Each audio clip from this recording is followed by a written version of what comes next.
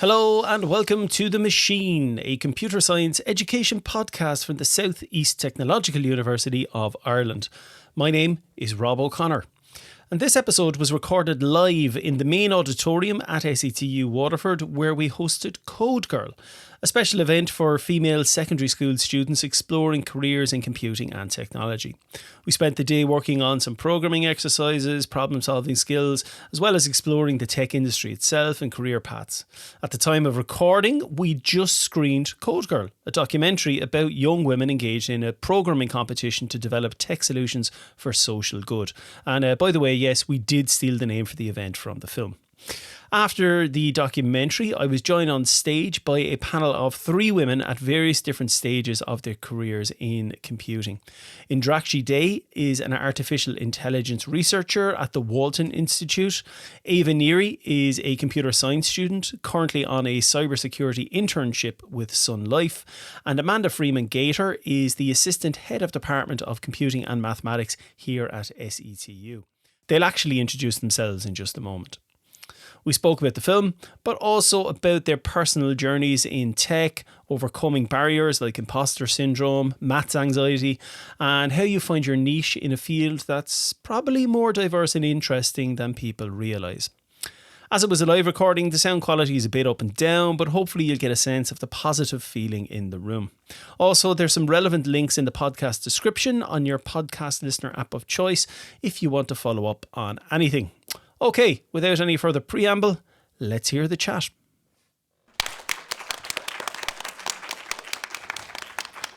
Right, so this is a live podcast recorded in the auditorium of SETU Waterford, and we've just finished watching the CodeGirl documentary.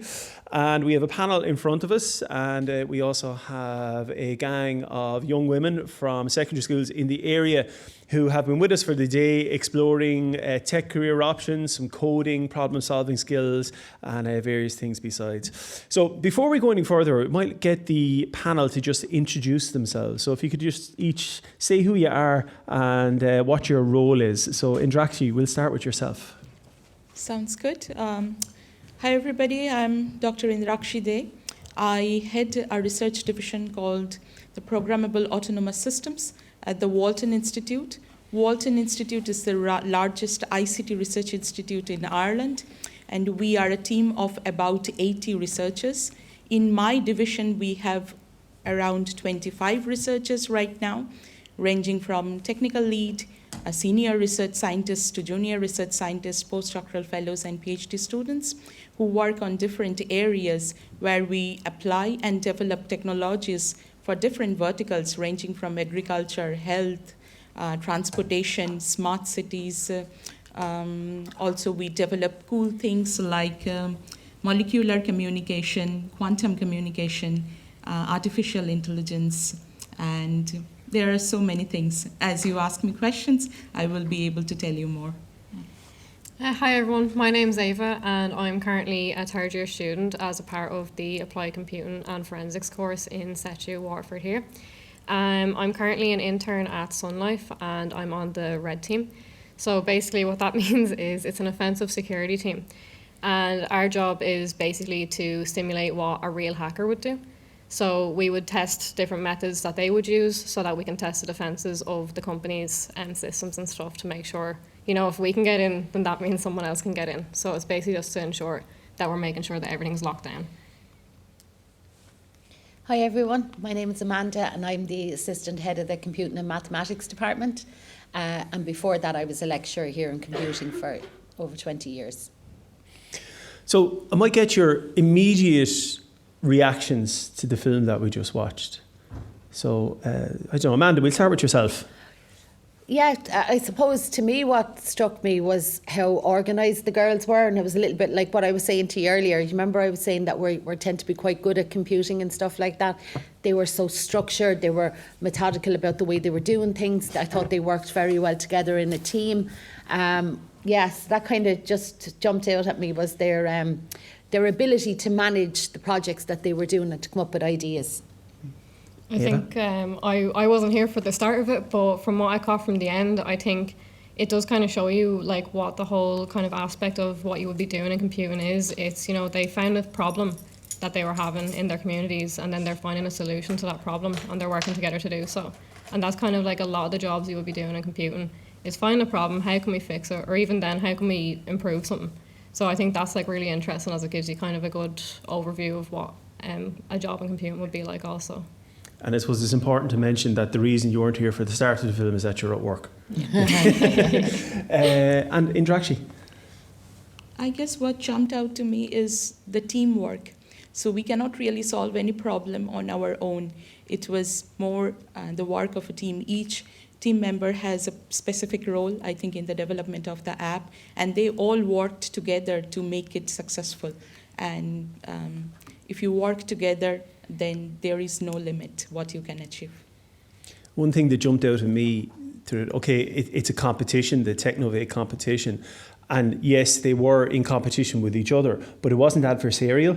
They were very supportive of each other's projects. And I thought that was kind of very interesting, the way that they approached it. And they were, even in amongst all the teams, there didn't seem to be, you know, too many personalities clashing heads.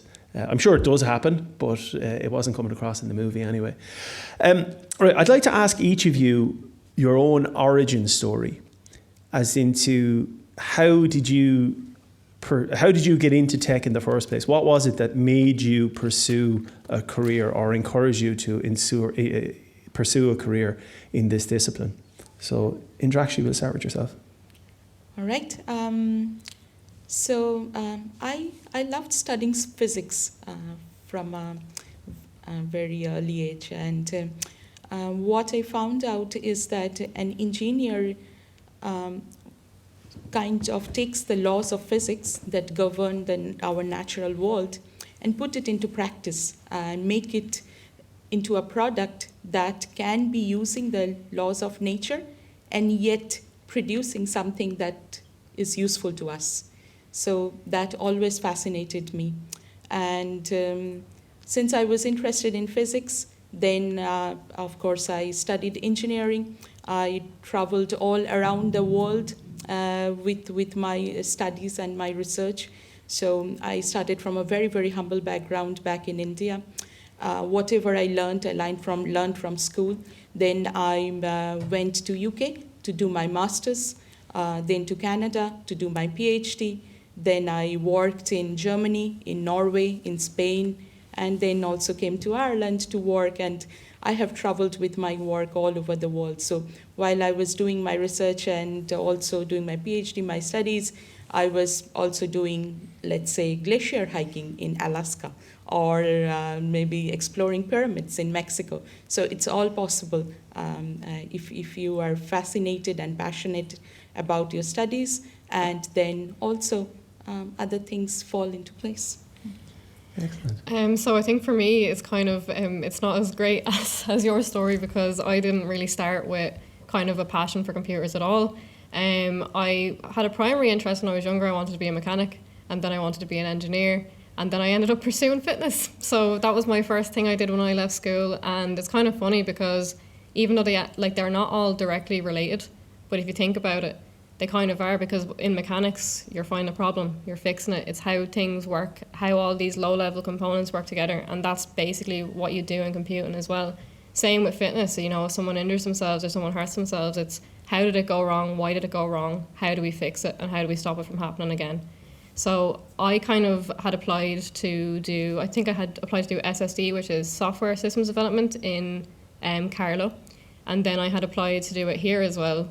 And I ended up deciding I didn't want to do that because I had more of a focus on cybersecurity. So I kind of did it on a whim, really, and I was lucky that my transfer was switched over to go to the course I'm in now. I didn't really have kind of that much interest in computers or anything like that kind of naturally, but I thought I'd give it a go. And at the start, I really did think I couldn't do it and that it was really stressful, and I was like, what have I done? But honestly, it's the same. If you're passionate about something and you're interested in it, it will come eventually. So that's how I got there. And Amanda? Yeah, I was a bit different as well. So when I was really young, I always wanted to be a teacher from primary school. I was the kid that brought all the teddies into the room and had them all on the bed, and I had a blackboard, and I'd be gone for hours, playing with my teddies and that. We'd no phones back then. But then somewhere along the line that all changed, and it wasn't a goal at all to be a teacher. But when I was in school, I'm definitely someone very black and white, and I like things with answers. I'm not good with English, and I like logic. I like, if you do this, this happens. So I thought I wanted to be an accountant, and I went on a course that was accounting and computing, and it was only when I was in there I started to get exposure to computing. To be honest with you, I didn't know too much about it, and the teachers there at the time were saying, you have to go further with this, and there's loads of money in it. So that, of course, brought me into it. And then when I did get into computing, it was only been in lectures that I'd watch the lectures and I go, I could do that. So then the teaching kind of came back into my life again, really, I suppose, which is how I ended up where I am now.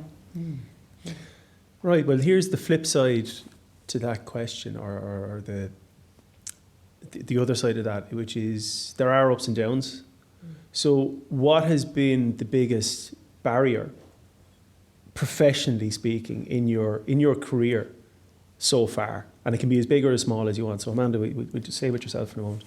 I had imposter syndrome for years, thinking, should I be here really? And especially when I became a lecturer, I knew in school or in college, because I had control over my marks. So if I studied hard, I got marks. That's me being black and white. I have to put in the effort and I'll get this. But definitely for many years out here anyway, thinking everyone was smarter than me probably, that kind of a way. It just took years of just having to believe in myself, I suppose, and little milestones and improving. But I will say as well, probably now, I'd never have found the male-female divide that we hear about all the time in computing, because there's so many women in the computing department out here who lecture, so I never felt it. But definitely in my new role now, as assistant head of department, I do notice that at more and more meetings, I'm probably the only girl. So that's a new kind of a challenge to me now. To, still believe in myself and know my worth at the table, and that I have opinions as well. Ava and Indrakshi, just so that this isn't always a kind of a, back and forth conversation, is that something that you would recognise, what Amanda has just described there? Yeah, no, 100%. I would say, I'd feel the same. I'd say it's probably one of my biggest barriers still today. I don't know, Siobhan probably remembers, she had me in first year programming, and I remember we had an assignment near the end of the year in first year, and I couldn't grasp it, I just couldn't do it, and it just wasn't clicking. I didn't understand anything, and maths was always a big barrier for me as well, because I left school quite early, and it was not much of it wasn't because of a kind of a capability thing, it was just my circumstances at the time. So I ended up choosing Leaving Cert Applied, and I thought I'd kind of ruined my life, because I was like, right, everyone does traditional Leaving Cert, that's how you get to college. And then I thought I was at such a disadvantage, because I was like, right, well, I've just missed out on 3 years worth of basic maths that I need to know, and I'm going into a course that needs maths. And that was definitely a big worry for me when I first came in, and it still is a worry sometimes. But when I came in, I literally felt like I was so behind. I'd look around and everyone's came fresh out of school, or they've done something similar to the degree prior. And that was my assumption. It might not have been the case, but that's how I viewed it. And I was like, right, well, I'm going to be drowning here for 4 years, and I don't like it anymore, and I want to drop out. And I actually was going to. I literally had the papers filled out until I received a nomination for a scholarship from the company I work with now. And it was kind of that whole thing where it actually mostly was in my own head. I didn't have the patience to kind of let myself learn. I kind of expected myself to be at a level where I was so competent, when how could I have been, because it's such a broad spectrum of different information that I'd never done before. So of course it takes time. So I definitely would say having patience with yourself, and just it's not everyone has their own race. It's not you have to be as good as everyone else all the time, because I think personally what I've seen and what I've learned is passion beats talent any day, in my opinion. And I think that is probably one of the most important things to note, because you could have someone who's highly capable, who's really good at maths, who's really good at everything they do, yet they've no passion, so they're not going to actually apply themselves and use that talent. But if you have someone who struggles a bit, but they want to learn and they want to be better, they will outrun them by a mile because they're putting the work in and they have the motivation to do it. So I think that's kind of one of the main things, like, kind of to focus on, is like when it is tough, like it is a tough degree and it's not all sunshines and rainbows, but it's not all doom and gloom either. Like when you start to when things start clicking, it's satisfying and it does take time. But Siobhan literally said to me in first year, she's like, no, don't worry, you'll be fine. I was like, she's lying, she just has to say that, you know. I was like, Siobhan has to tell me that. She's like, you know, she's like, you're going to have your eureka moment someday. And I was like, oh, like, what is she on about? Like, I'm not, like. And then I literally remember it was second year and I continued on with programming. And I just refused to just accept that I couldn't do it. And I sat down and I went the extra mile to learn and do it myself. And if I hadn't have done that, I wouldn't be able to do what I'm able to do now. I have no problem programming and I can understand many languages. I'm not perfect, but you know, I can learn. And that's the point, like I know that I can, so therefore I will learn to do it. So I did have my eureka moment, so thanks, Siobhan. Just because for people listening to the podcast, Siobhan is one of the lecturers. She's sitting in front of us here and she's got a big smile on her face right now. Indrakshi, the same question to you about, I suppose, the biggest barrier that you've encountered so far and how you overcame it. Yeah, so psychologically, I'm a textbook introvert, so I hate talking to people. I hate even coming to sessions like this. You're very good at it. So I was always at the back of the line, and kind of Amanda mentioned about that gender imbalance. I would always hide myself. So before joining Walton, I was an assistant professor in the Department of Electrical and Electronic Engineering in Maynooth University. When I joined that department, that was my first job as a lecturer after my postdoctoral research fellowship. And then I joined the department. I was the only female member of staff in the entire department. And I was always like, okay, and it was literally so difficult to at all not find anyone in your peers. It's very difficult for a person like me, who is an introvert, to reach out and talk about the problems that I'm facing, maybe during lectures, during classes, and it stayed with me. Even now, when I have moved to a much more bigger leadership role, I'm head of division. However, below me, most of my team members are male. So it's like I just have 2 female researchers in my entire team. I'm trying to recruit more and more female researchers, but still the gender balance is not there. And I struggle with that, and it has been one of the biggest barriers, I think, in my case here. I know it's a complex issue, and I'm not looking for a simple answer, because I don't think a simple answer exists. But in your opinion, why do we have such an imbalance in gender representation in computing and technology as a whole? So Indrakshi, we'll start with yourself. Again, I would start, and perhaps the movie itself talked about it. It's a very, very cultural thing. Often girls are taught, the group in Brazil, they were talking about it, that like different forms of career, fashion designing, textile or cloth designing, or beauty products. Females are thought to be, or even cooking, or a domestic course. Females are thought to be doing that, and even more like secretaries, administrative jobs, as if those are for female, like females are supposed to be like the supporting role, right? And I have seen that culturally across all cultures, all countries. It's not just maybe a third world country, an Asian country, or an African country. It exists everywhere. Mm-hmm. Amanda? Yeah, I think lack of exposure to girls as well, I think, and even in school, sometimes when you say you're doing computers, really all you're doing is opening and closing folders and files, and that's not the real computing as such, and everyone's nodding, and you're told you're doing computing, I think we're trying to, and other universities are trying to get out and tell the story. I think computing is huge. I think it's hard for girls to think, what is it like? What will I be? You know, because all we know is the stereotypical programmer. That's all we see in the movies and things like that, you know. But look, I think it can only get better with more of these kind of days that we're having, talks like this, and women talking to women about careers in computing.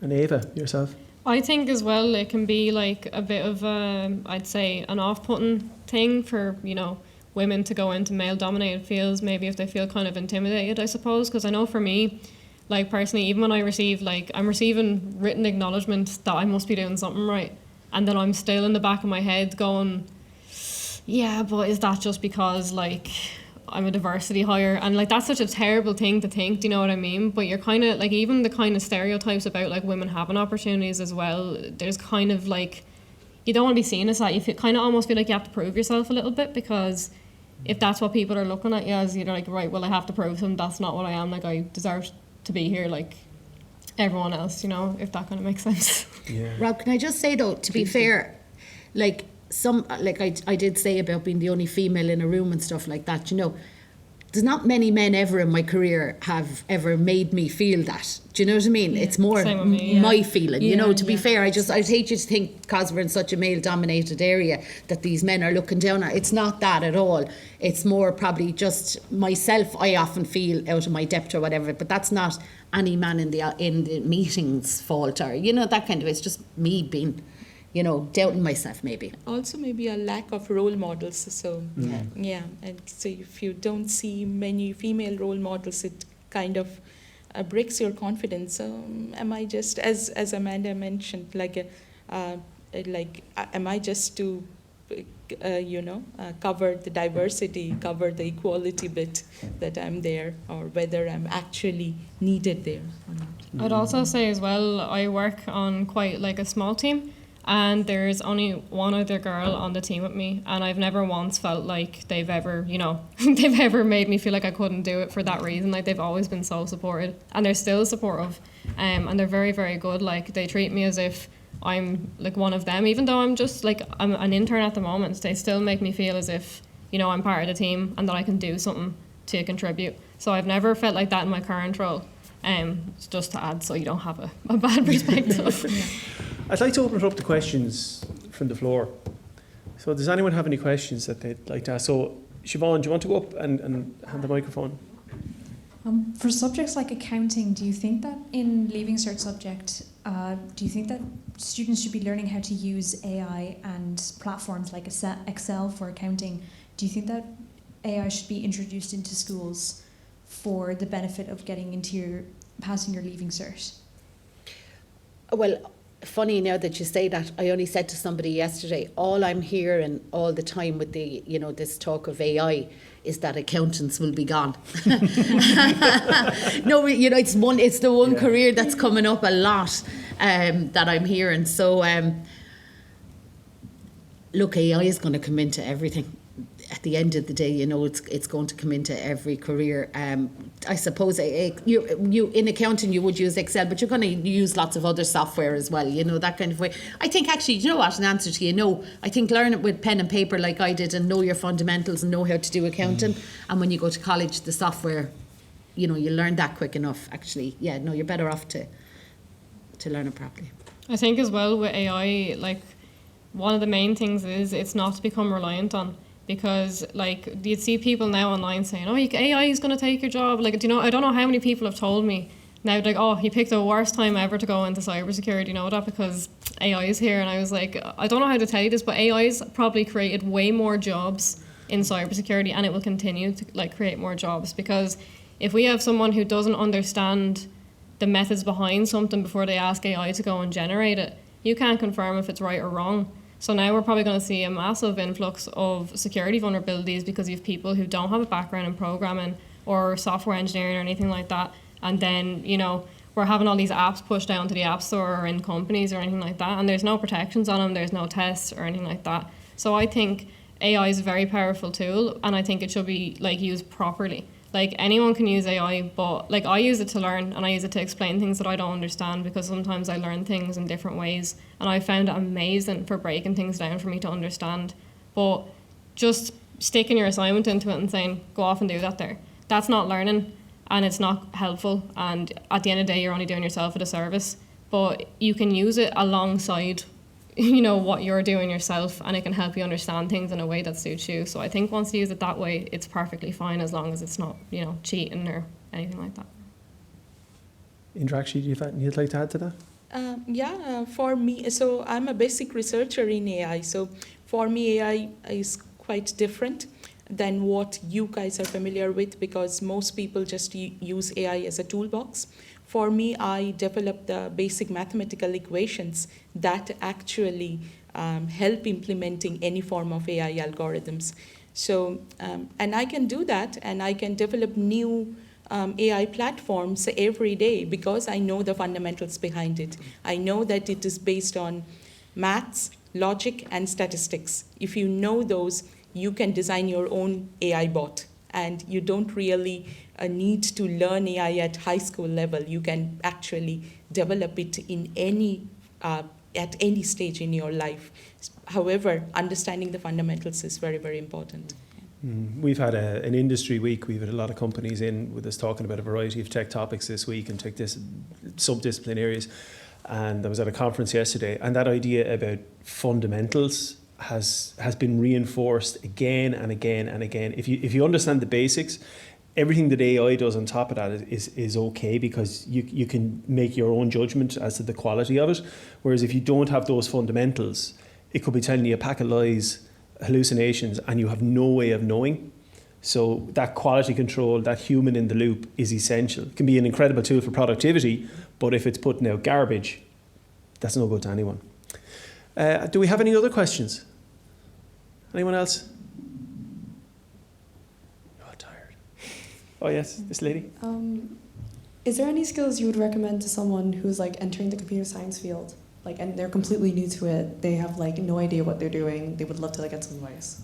Are you talking about as in colleges or? Yeah, colleges. I have to be biased and say here, don't I? Because I'm currently here, and Rob will kill me if I don't say that. But no, in all honesty, one thing I will say about my course is I thought I regretted it at the start, because I was I don't know what to do, and I'm going to pick a general entry level subject so I get to learn about everything. But I think the best thing I did was not do that, because I got to learn so much about so many different aspects of computing. And that's one thing I love about a kind of a common entry course, because even now when I go into my job, I would have so much knowledge about programming and how applications are built. I'd understand databases and stuff like that. Whereas if I had just, I probably had some minor knowledge about it if I was in a straight security course. But the fact that I had those fundamentals in the background has really helped me. So I think a course like that, but even while you're in school, I think there's a lot of great resources online. YouTube is your best friend. It's always been my best friend anyway, and it still is. But there's a lot of things, if you're interested in anything like cybersecurity or anything like that, there's a lot of free resources online, like Hack the Box. There's Try Hack Me as well, and they do a lot of very broken down walkthroughs of how to do things and how things work. So once again, the internet is your best friend for things that you can't do right now while you're in school.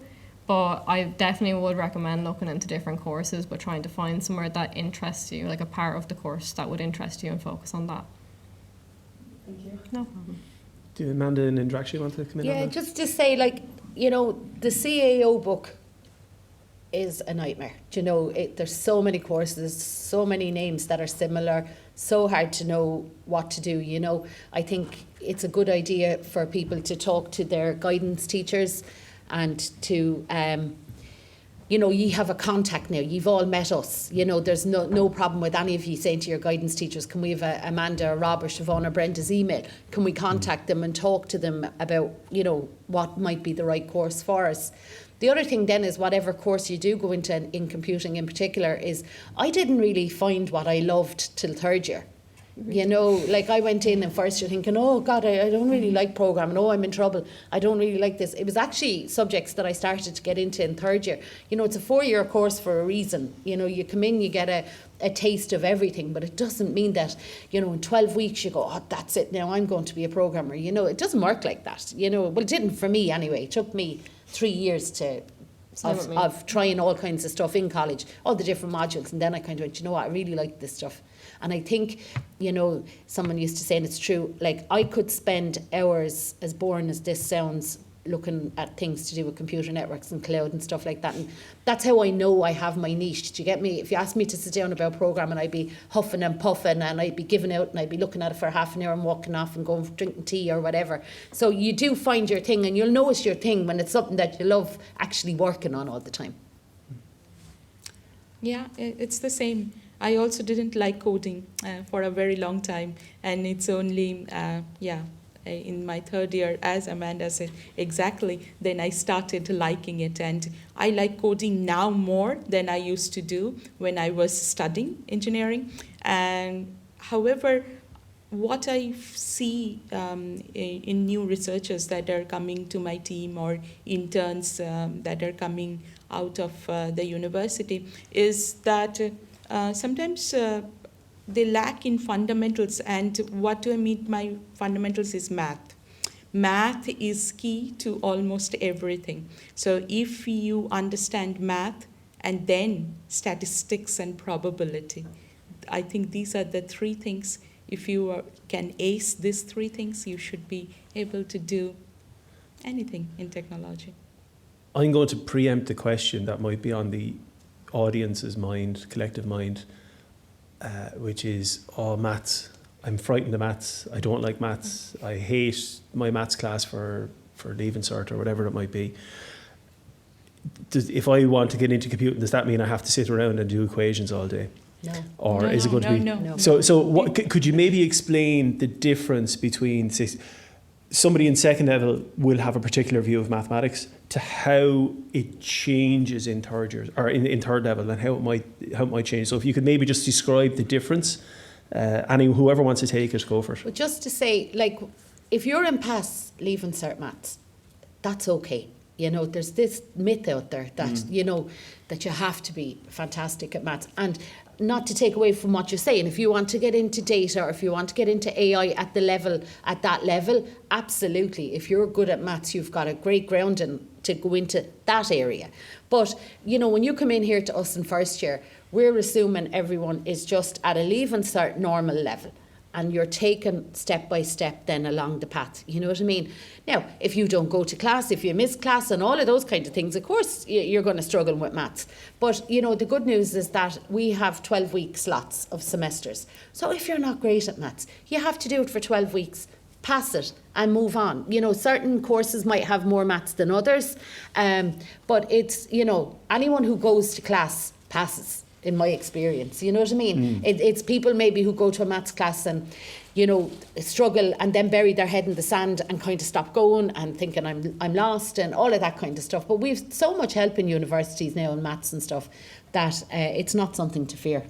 I think as well, like for me personally, I haven't done proper maths since I'd say second year of, well, not including college, but before I came to college, I wouldn't have done kind of like a proper like maths module or exam since like second year of college. So think about how much I would have missed out on in regards to like a maths education before I came to this course. So it was because you did the Leaving Cert applied, wasn't it? I did, but I would have left school from probably third year for about, I probably was out the whole of third year. I wasn't there, and I had taken on Leaving Cert applied, and the maths in Leaving Cert applied, it wasn't like, it was a very basic level, if you kind of get me. Like, it was fine. I kind of knew I'd just pass by it. But the one thing I would say is I will still struggle with maths, and I will always struggle with maths because it's just not one of my strengths. But one thing I will say is I can't sit down and do an exam or anything like that where it's like, how many apples did John buy in the shop? Because, you know, it's just arbitrary like random questions. But I even notice now, like when I'm doing projects or anything like that that involves maths, it's a lot easier for me because there's context to why I'm doing the maths. Do you know what I mean? I understand what I need to get from it. So therefore it's easier to do the process of it. So even though I struggle with it, I can still get by where I need to. And if I don't, like, there's so many services in SETU as well. Like, you have the computing and maths learning centre, which is great, and I've often like taken advantage of that, and I've went in around exams and stuff like that, and they've been great in there. So that's one thing I wouldn't let it stop you, because it almost stopped me. But, you know, you only have, like in my course personally, it's only 2 years, isn't it? It's 2 years primarily. The first 2 years are maths. Yeah, everything else then is is more applied. I mean, for example, next year you'll be doing data mining, which is a fourth year module. That will draw heavily on statistics, but it's very much based around working with these large sets of data.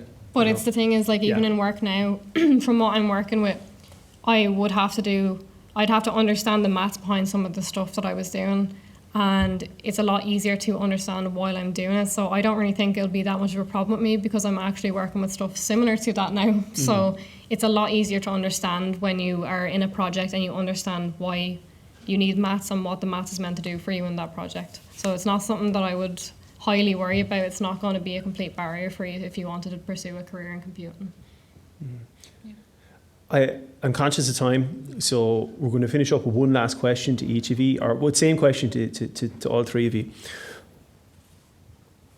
If you were to give a piece of advice to the young women in the room here, what would it be? Which it can really be a piece of advice to your younger self, if you even wanted that. Just don't leave here thinking, oh, it was great today, but I wouldn't be able to do it. I'm glad I came, I enjoyed it, but I wouldn't be able to do it. Really, it would be great today, girls, if we've opened your mind even a little bit to the thoughts, whatever career you decide to go down, but just don't be thinking it would be too hard for you, because, it's fine. I think I would say I wouldn't just assume as well, adding on to what Amanda said, I wouldn't assume anything's too difficult, because once again, computing, from what most people would know, is just the average programmer or just someone sitting there on a computer typing away. But it's not. There's so many possible careers. I could do what I'm doing now in offensive security, and I could decide I don't like this anymore. I could go be a web developer. I don't like that anymore. I can go be a software engineer. There's millions of things you can do that don't require maths, don't require programming. But there's just, you actually just have to go and research, and that's something that I really wish I did, because I didn't find what I was interested in or my niche until third year. And it's only until I kind of had a security modules, and I noticed instead of just doing what was in the assignment brief, I'd want to know more. I'd want to know, well, why does that work like that? And when you start kind of having that motivation to look into things, then that's when it got me, and I was like, right, I know where I'm going to go with it. So I definitely wouldn't, let kind of maths abilities or anything that's kind of scary like that hold you back from trying to pursue something. All you can do is try, and if it doesn't work, it doesn't work. But it's definitely a good career, I think, personally. Ava, when you hear a student saying, I want to know more and I want to look beyond it, that's every single one of us is like, oh, that's music to our ears. It's brilliant. Indrakshi, your own bit of advice maybe to... I would say just take a deep breath and have a thought what you are really passionate about. Just think, and don't listen to anyone which career is best or which one gives you the best paying jobs or anything. Just think about what tickles you, what actually excites you, what you are passionate about. And if you are passionate about that, that excites you, then doesn't matter how difficult it is, you will achieve it, and you will drive towards it. That's fabulous. To Indrakshi, Ava and Amanda, thanks very much for your time today. And can we get a round of applause, please? Thanks for listening to this episode of The Machine. The show notes for the podcast contain some links if you'd like to follow up on anything you heard, and our contact details are there too if you're a listener who'd like to get in touch. Okay, thanks. Bye-bye.